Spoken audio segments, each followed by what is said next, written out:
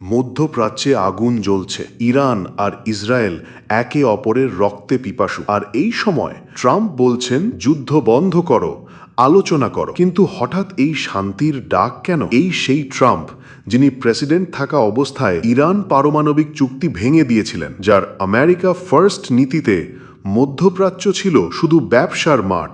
এখন তিনি বলছেন শান্তি দরকার। এটা কি মানবতার জন্য নাকি নিজের স্বার্থে? ট্রাম্পের চোখে এখন নতুন মিশন, নোবেল শান্তি পুরস্কার পেতে হবে। নির্বাচনের আগে শান্তির প্রতীক হয়ে উঠতে হবে। একদিকে ইসরায়েলের পাশে দাঁড়ান, আরেকদিকে ইরানকেও বলেন আলোচনা করো। দুই দিকেই খুশি রেখে নিজের ব্র্যান্ড বানানো, এটাই আসল খেলা।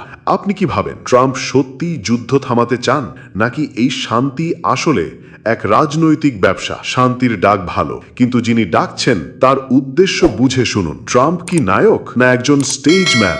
আপনার মতামত জানাতে ভুলবেন না। আর এমন বিশ্লেষণ পেতে সঙ্গে থাকুন।